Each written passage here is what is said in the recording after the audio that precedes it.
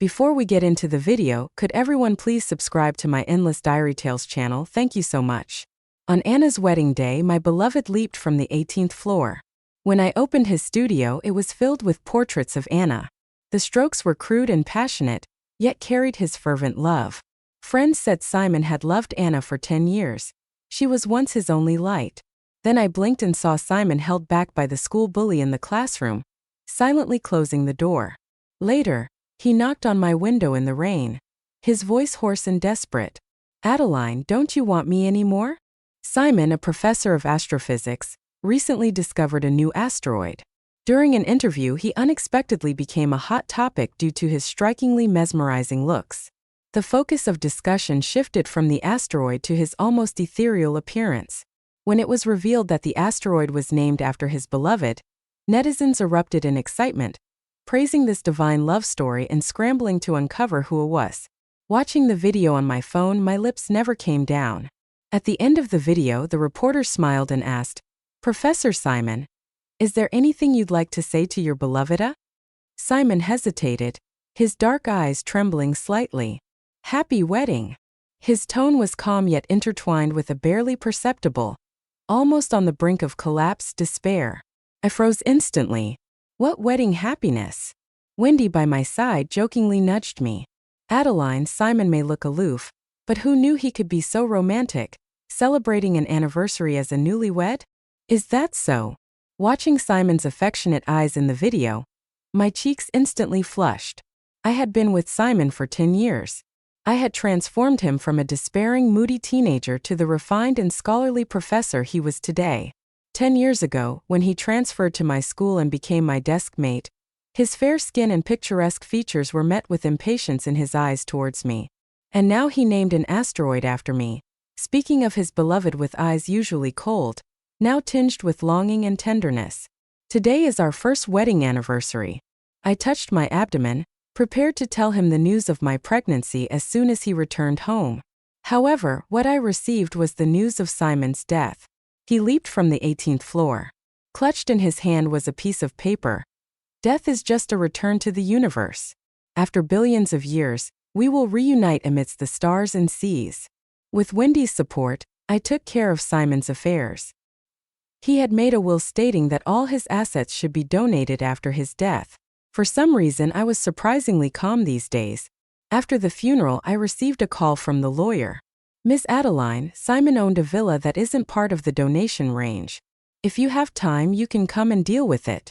The villa was in the southern outskirts of the city. Opening the gate, I was speechless at the sight before me.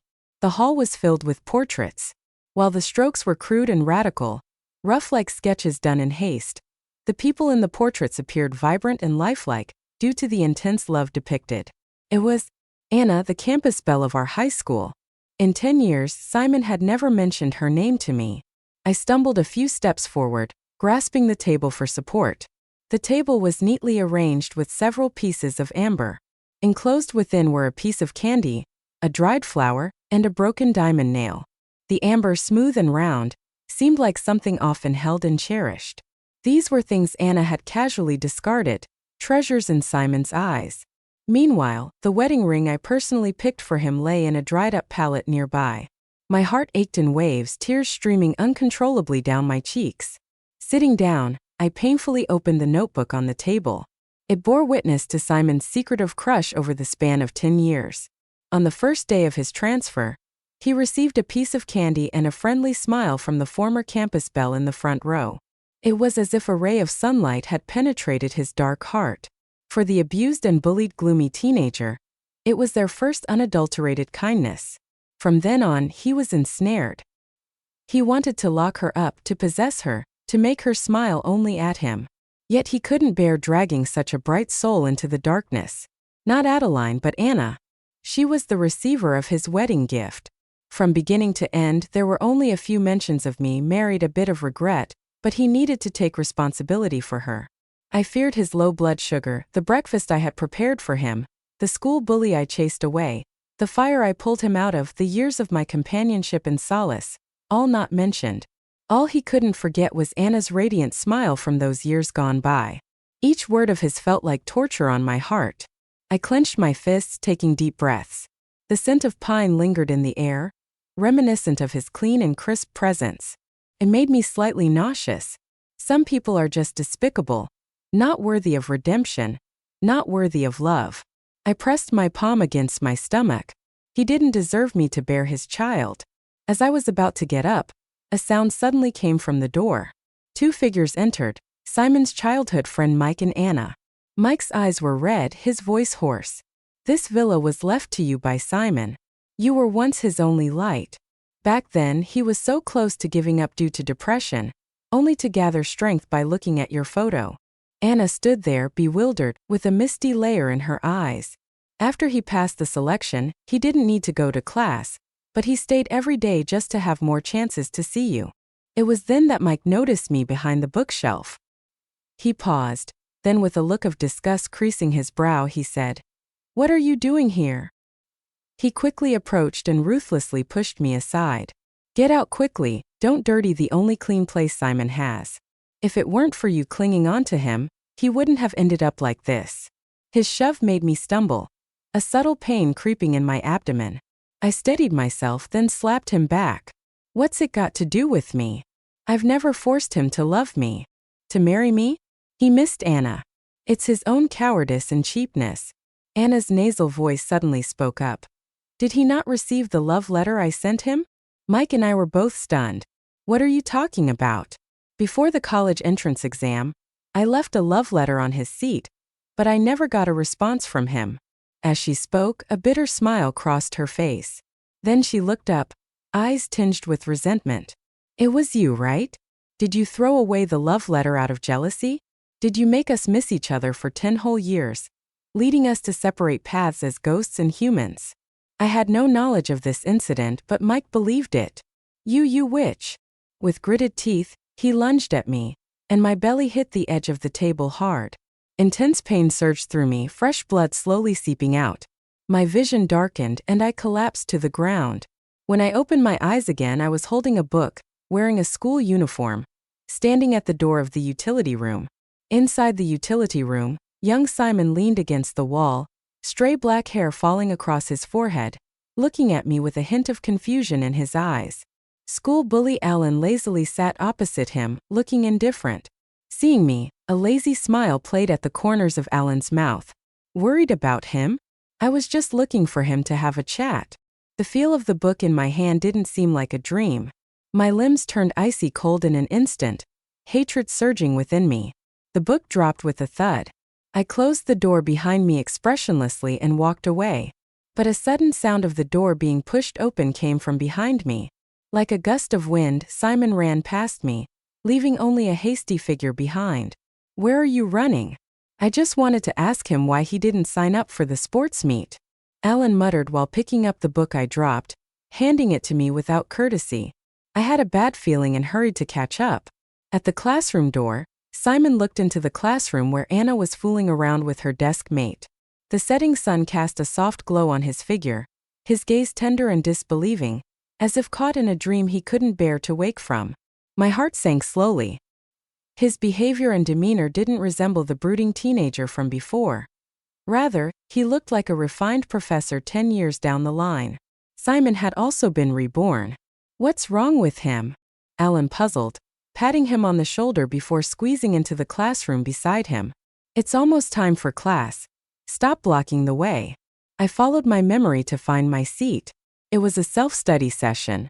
The classmates around me were quietly studying. I absent-mindedly flipped through a workbook with neat, childish handwriting. If I had a second chance at life, I definitely couldn't walk down the same old path. My mind gradually cleared, and my emotions slowly calmed down. Since Simon had been reborn, he probably didn't want any ties with me either. I had to stay away from him this time around, lest his death spatters blood on me. Nasty fellow. Just as I was thinking that, Mon's cold voice suddenly rang out. Adeline, give me your math notes. I looked up. He glanced at me, his demeanor distant, seemingly not noticing the difference in my behavior from the previous life. His eyes and mind were filled with Anna, long forgetting what I had done for him. Anna turned back apologetic. Sorry, I just went to Simon for the notes. But he said your English is better, so he asked me to come to you. She smiled so charmingly that it could have easily won anyone over. Unfortunately, that didn't work on me. I won't lend it. I still need to use it. If not for using it, then simply because I don't want to lend it. Anna's smile froze. Her deskmate Mike couldn't stand it and turned around to scold me. Adeline, as the class monitor, helping classmates is your duty. Borrowing notes shouldn't be like asking for your life. Quick, give it.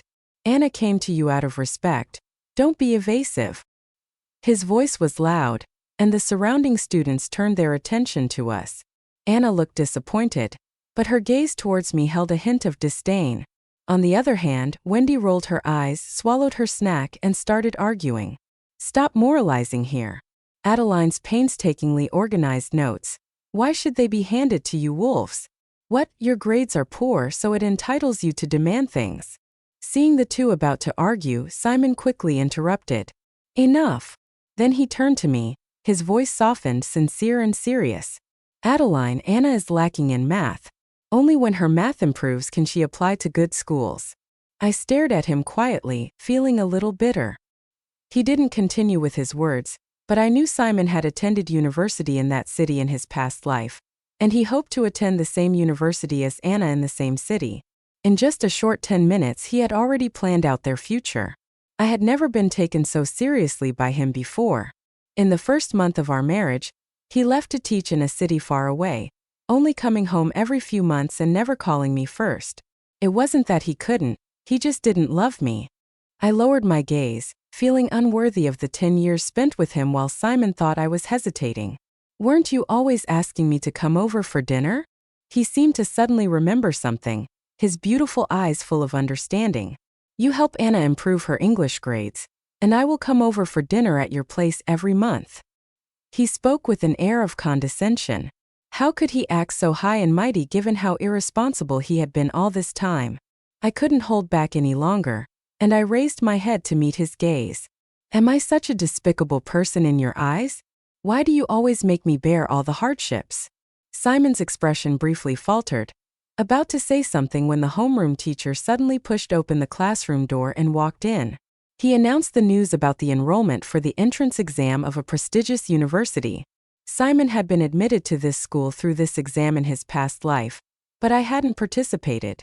I raised our hands simultaneously.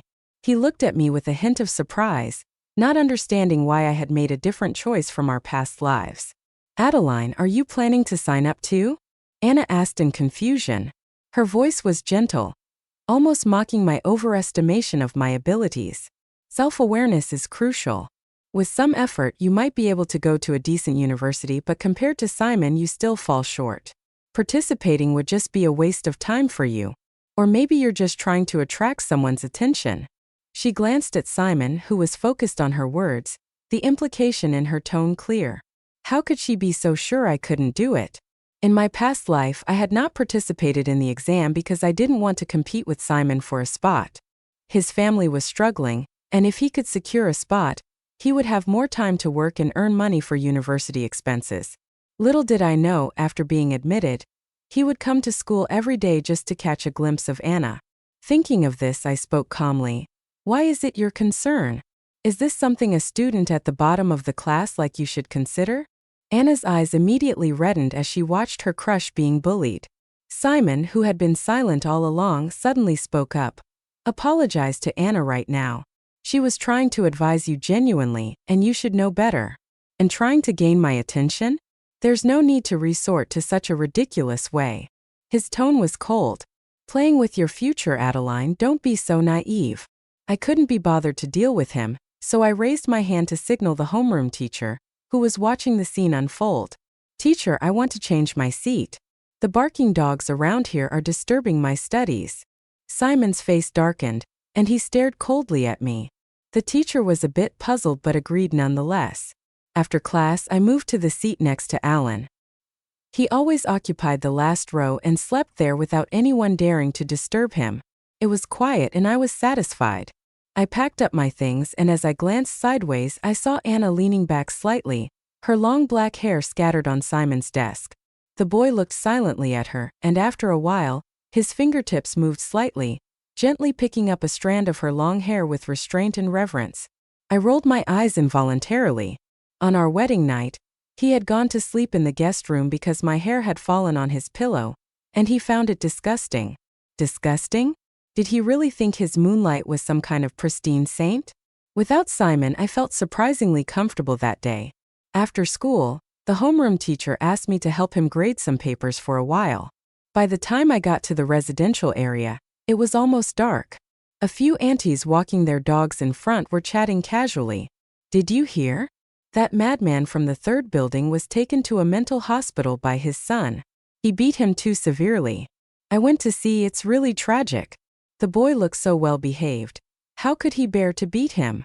Our house was in the third building, and that madman was Simon's father. In my past life, he would often go crazy and beat Simon, leaving him covered in bruises. Under my desk, I always kept a small first aid kit to tend to his wounds. I had suggested calling the police to report him, but he thought I was meddling too much. It seemed that in this life, he had chosen not to endure it anymore. Not long after, I saw Simon curled up on a bench. There were traces of fresh blood on his forehead, making his pale face look somewhat sickly. The surrounding lights flickered, and the cold wind tousled his messy hair. I unexpectedly met a pair of bewildered eyes. I averted my gaze, preparing to turn and leave expressionlessly. "Adeline," he called out to me. Then, as if he suddenly realized something, his expression returned to its previous cold detachment. "What are you doing here?" Feeling annoyed, I hastened my steps. But he suddenly chuckled. The low, hoarse voice came from behind. "Don't think I don't know you're here to play the savior. You love extending a helping hand when others are in trouble. Do you think I will like you for that? On the contrary, I hate this hypocritical side of you the most." I stood frozen, realizing what he had said, shaking with anger. Was that how he saw me? My affection for him, my concern, was seen by him as patronizing, as hypocrisy. Had I spent the past 10 years loving such an ignorant fool? "You're wrong." I took a deep breath, trying to keep my tone calm. "I'm not here to be a savior." Then I stepped forward quickly, and with a swift movement, I raised my right hand and slapped him hard. "I'm here to see how pathetic you look." After the slap, I shot him a fierce glare and turned to leave, leaving Simon standing dumbfounded in place. After slapping him, I felt much better. When we were in school, we would also tacitly pretend to be strangers. Occasionally, I would overhear news about him and Anna. He would hand copy hundreds of pages of notes for Anna. He would get into fights with thugs for Anna outside of school. He would ride for miles to buy freshly baked desserts for Anna. In the past, when I asked him to pour me a glass of water, he would find it annoying. Indeed, true love is different. At this point, I felt calm and even wanted to curse at the fool.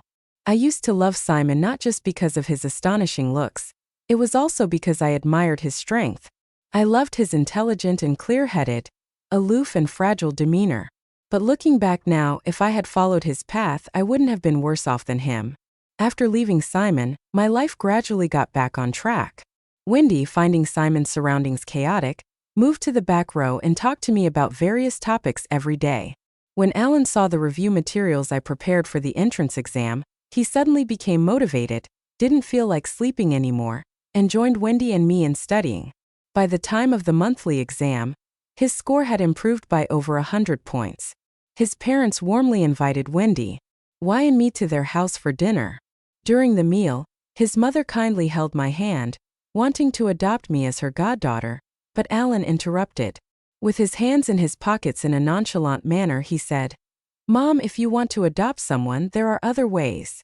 I pretended not to understand, playing with the puppy bouncing under the table.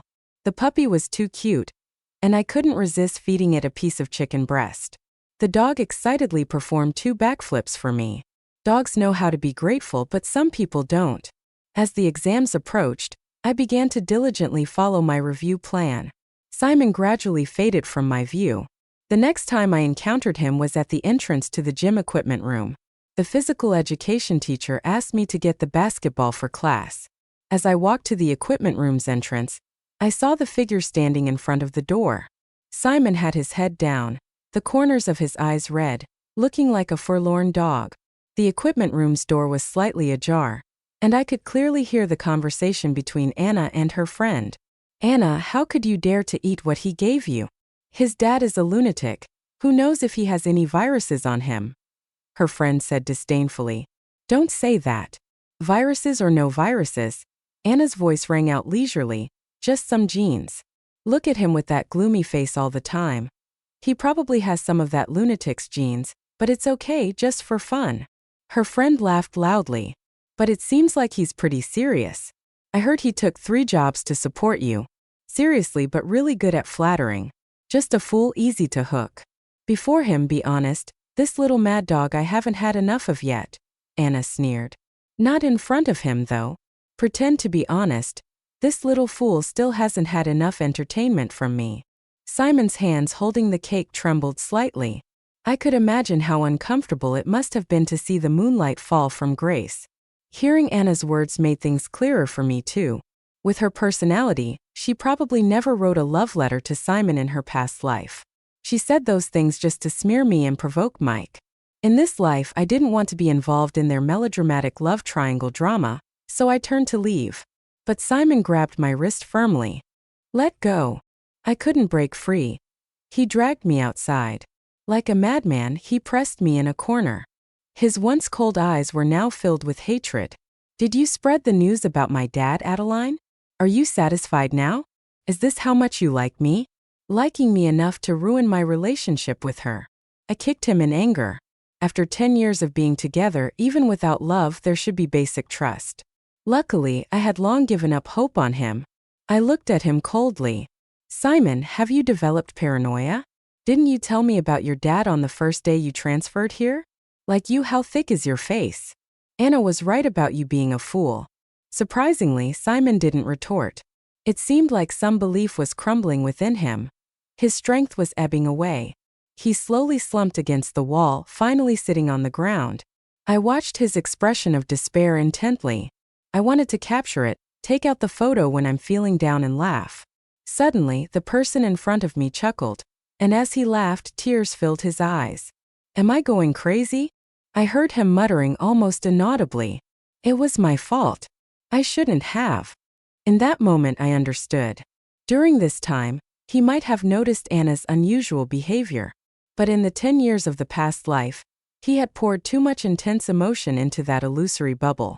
So he had been deluding himself. Now the filter had cruelly shattered. He couldn't believe it, didn't want to admit that he had risked his life for such a person.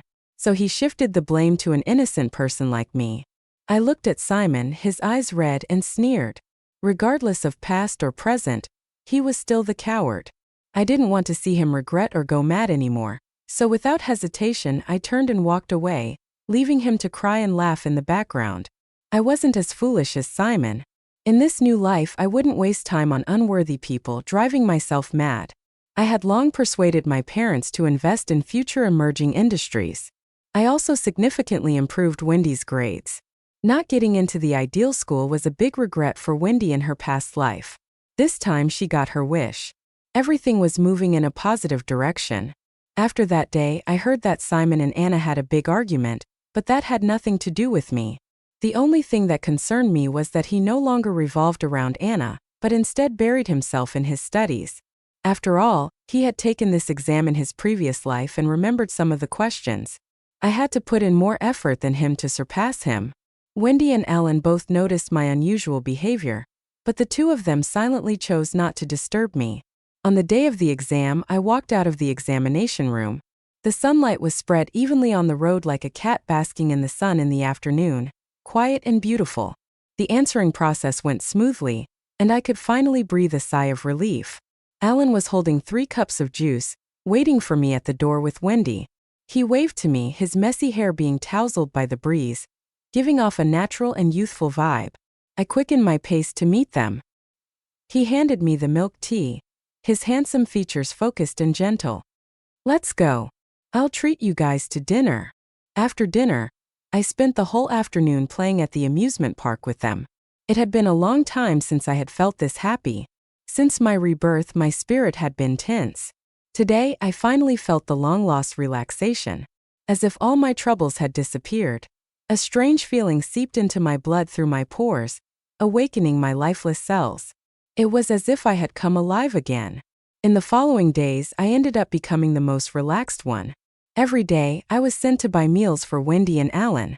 Today, early in the morning, Wendy insisted on eating the burgers at the school's south gate, so during lunch break, I went to run errands for her without any complaints.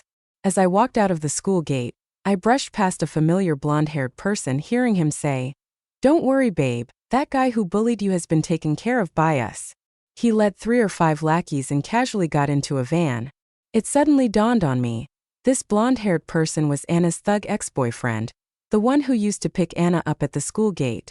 I turned into an alley without understanding, only to find Simon lying by the garbage can with blood all over his head. So it was him they took care of.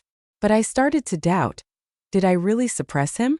Why is it that every time he was in a miserable state, I could always show up on time and mock him? I looked down at the ground where Simon was lying, lifted my leg to step over him, but he reached out and tightly grabbed my ankle. Still alive. What a pity. His eyes were unfocused, as if he couldn't differentiate between dreams and reality. "Adeline, it's you again to save me." He let go. His fingers were ice cold and sticky, which disgusted me a bit. But he held on tight and I couldn't break free. So I bent down and one by one I pried open his fingers. His eyelashes trembled lightly, looking at me steadily with a nauseating sense of nostalgia in his eyes. "Adeline, have you had enough of playing games of cat and mouse? I'll give you a chance to save me. In the past it was my misjudgment of people, and now I understand that only you are sincere to me. Stop playing around. Let's make up, shall we?" I paused. Didn't he realize that I had also been reborn? I had never deliberately hidden this fact, but he arrogantly assumed that I was still the same Adeline who would never leave him in the past. All my abnormalities were just to gain his attention. How self-assured. I ran out of patience, stood up without hesitation, and stepped on his hand that was reaching out to me. He yelped in pain, cold sweat breaking on his forehead. "If you don't speak like a human, then don't blame me for not acting as one." I slowly crushed his bone-defined fingers under my foot, calmly saying, "Simon, after being reborn, why haven't you made any progress?" His pupils suddenly constricted, his face becoming even paler. "Adeline, you wait, have you also?" I was too impatient to listen, so I released my foot and turned to leave. That night, I was grading assignments for the class teacher as usual. But as I was heading home, it started to rain. The raindrops were fine and dense, and there was a salty and humid smell in the air that didn't dissipate, making me feel restless. Just as I was about to enter the building, I suddenly saw a figure standing outside my window. I lived on the first floor, and the person was standing there without an umbrella, staring fixedly in the direction of my house without moving. Summoning my courage, I approached to take a closer look, and it was Simon. Through the rain curtain, I saw the thick, unrelenting sadness in his eyes. When he saw me returning, I consciously tried to come closer, but my disgusted attitude stung him, leaving him frozen in place. "Adeline, I'm sorry." The raindrops fell, hitting him one by one, as if trying to bend his pride as well. After all this time, I finally received an apology, but I didn't care anymore. I gripped the umbrella handle tight. "I know, so please leave." He didn't move, standing silently in the same spot with red-rimmed eyes. When I was on the rooftop, I thought I had lost my true love forever. But after leaping down, there was only you in my mind, waiting for me at home for dinner. Anna was just an obsession of my youth. "Adeline, the one I truly loved was you." I scoffed. "You love me? You went to find Anna right after being reborn. You bought so many cakes for Anna, but you couldn't even bother to cook a bowl of noodles for my birthday. And you call that love?" I said calmly while Simon's face grew even paler. Perhaps people could be trapped by things they couldn't have in their youth forever, but that wasn't the reason he hurt me. Simon lowered his head more and more, but when he heard the last sentence, he suddenly looked up at me. "A child? We have a child? Boy or girl? How old?" He stepped forward in a panic, his eyes and brows filled with the thrill of becoming a new father. After a moment, he suddenly realized something, and the smile on his lips froze. "I don't know. I was pregnant for a month and got killed by your moonlight and good brother," I said calmly and cruelly. In fact, I didn't know if I was dead. I just wanted to hurt him with these words. Simon finally couldn't bear it anymore. He covered his face with his hands and squatted down, making a stifled sob in his throat. I walked past him and entered the house. Watching Simon crying uncontrollably outside the window, I felt a sense of relief. The pain should not be mine alone. Simon dropped out of school. I was successfully recommended for admission. After the admission news came out, Wendy wanted to find Simon to show off but couldn't find him. She put all her effort into studying, and her grades skyrocketed. After being recommended for admission, I rarely went to school. I just occasionally sent some study materials to Wendy and Alan. Alan said he wanted to attend the same university as me and have a campus romance. But getting into that university was not easy. Even so, seeing someone work hard to catch up with me touched me. So I sent him more study materials in return. Alan gritted his teeth and said, "Adeline, Race has a question for me. How can I make it?" "It's not enough." I heard about Simon again a few months later. He stabbed Anna and Mike 8 times each, but the wounds were not fatal. Both of them were in the ICU, still unconscious. The police searched for him for 3 days, but he was nowhere to be found. All the classmates and teachers were shocked by his cruelty. Only I knew that he was a lunatic inside. The police questioned his teachers and classmates. I was also there. After returning from the police station to home, I took out the keys to open the door suddenly. A cloth with a strong odor covered my mouth and nose. I instantly lost consciousness.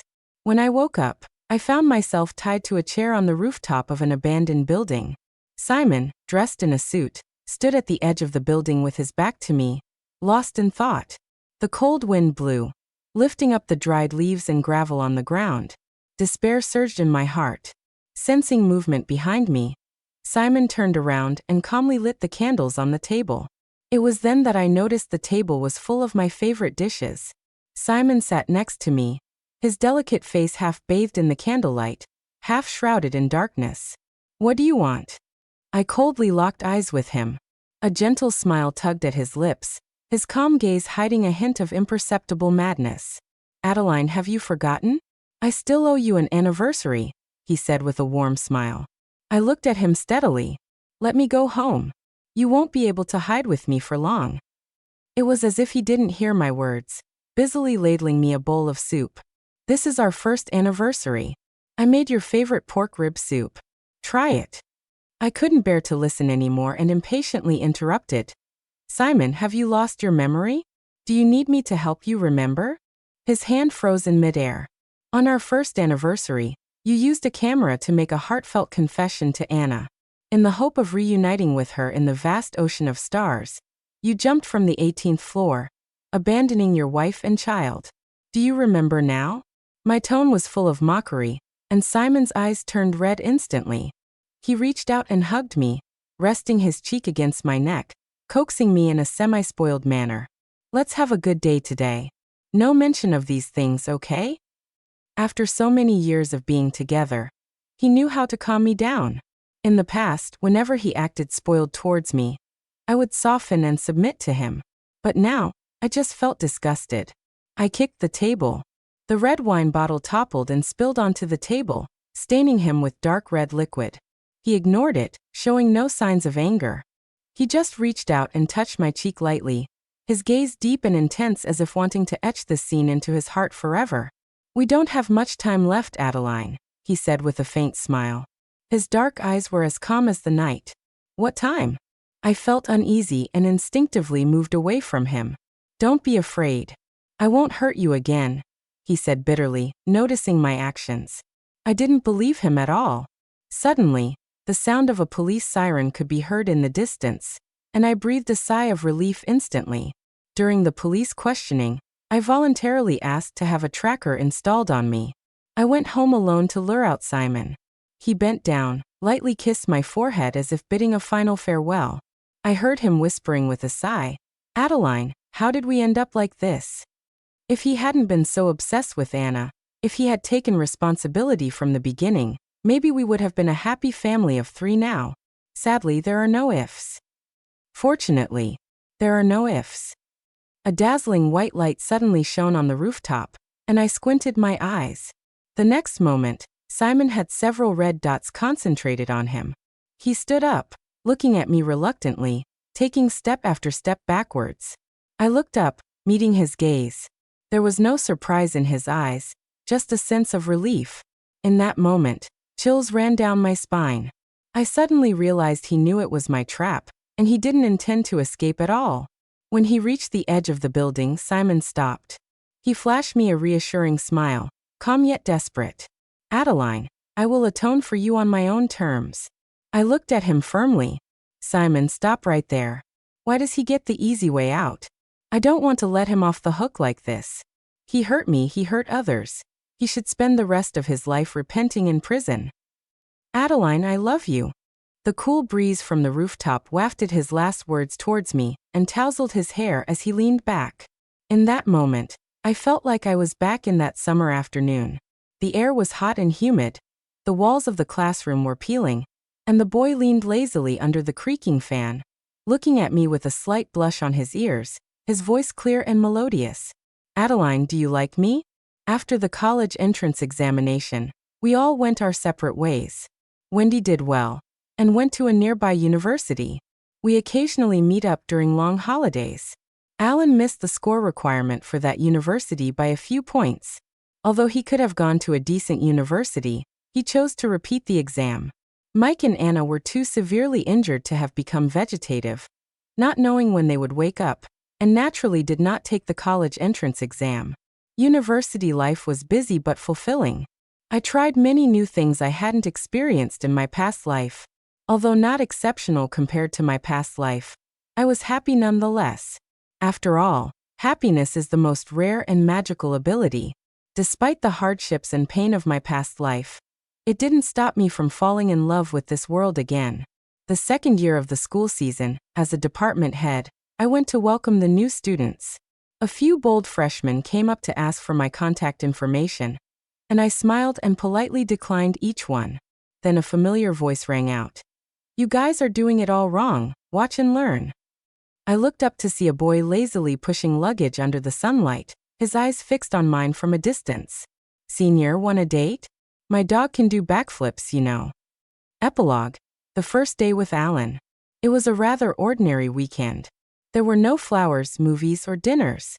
I had to return to the lab for an experiment all day, as my supervisor had called me back, so I had to stand him up. The experiment was too hectic, leaving me completely preoccupied. He was considerate enough not to disturb me. When the experiment finally ended, I glanced at my phone. The first thing that popped up was a long rant from my roommate.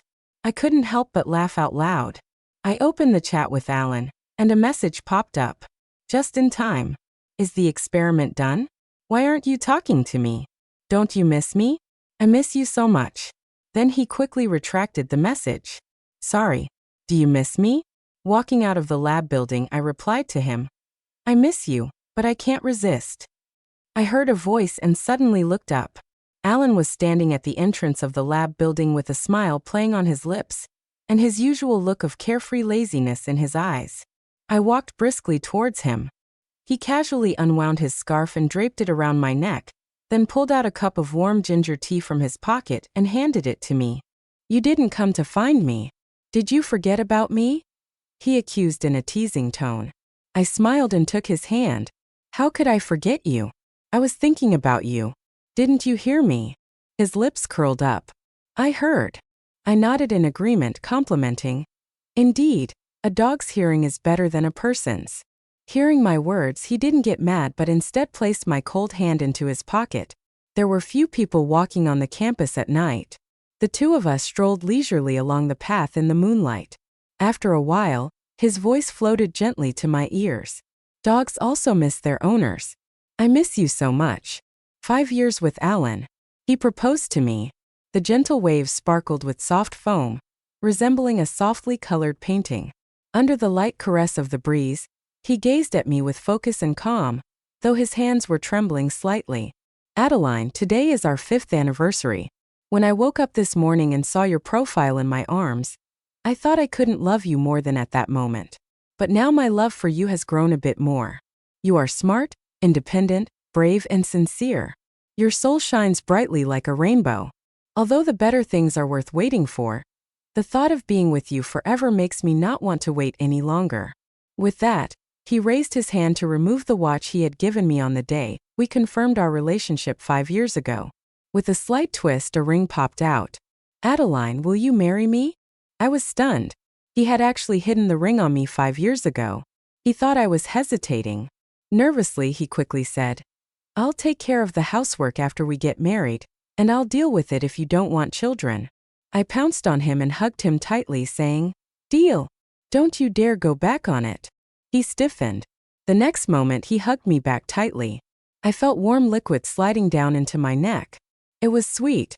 In order to propose, Alan had quietly arranged for our close friends to come to this island. That night, we gathered together to celebrate the successful proposal. When I came back from the restroom, I saw Wendy holding a bottle of wine and questioning Alan with a stern expression. Alan straightened up, looking like a primary school student being questioned by a teacher. His eyes were clear, but his face was slightly flushed, indicating that he was a bit tipsy. "But Land Rover cars, we have several of them at home. I usually let the maid drive them." Andy tightened her grip on the bottle, gritting her teeth. I hurried over, trying to take the alcohol away from both of them. But Alan tightly grabbed my sleeve.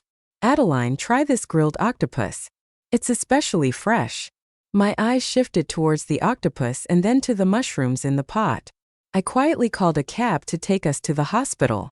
In a past life, I avoided it for half of my life. I dared not face my feelings for Anna. I could only hide in the dark corners like a mouse that can't stand the light, peeking at her happiness. When I jumped down, there was no relief or liberation in my heart. Instead, there was a sense of panic. All I could see in my mind was Adeline's face. She had called this morning, speaking cheerfully, saying she had bought my favorite food and was waiting for me to come home for dinner. I was dead. What would she do now? At that time, I naively thought that I only felt guilty towards her. In this new life, I was still avoiding. Perhaps I had long realized that Adeline had also returned. The moment I opened my eyes and saw 18-year-old Adeline, I had a premonition. She had neatly tied her hair in a ponytail. Her hair was frizzy, and even the oversized school uniform couldn't hide her radiance and vitality. But her eyes carried exhaustion and hatred. I should have realized it long ago, but I couldn't believe it. I attributed her abnormality to the butterfly effect, to her trying to get my attention. But the reality was the one thing I least wanted to admit. She had been reborn too. She didn't want me anymore. Adeline was right. In this new life, I had not made any progress. Always avoiding, never truly understanding my own heart. As I jumped off the building, I looked at Adeline one last time. Her eyes of disgust and hatred slowly blurred and dissipated before me. When I regained consciousness once more, I was met with Adeline's excited face. What's going on? Why was she so happy? She sat on the sofa, looking at me with a smile in her eyes. What name should we choose? Oh, we don't even know if it's a boy or a girl yet. She gently touched her belly, talking with excitement and anticipation. Tears uncontrollably welled up in my eyes as I tightly held her hand, leaning my head against her small abdomen, savoring the happiness of a second chance at life. What are you listening to? Her voice was filled with laughter. It's only been a few months. You shouldn't be able to hear it yet. After all, he was killed by your best friend and crush. I suddenly looked up. Her face twisted and contorted in front of me, resembling a demon. Turns out I hadn't reached heaven. I had descended into hell.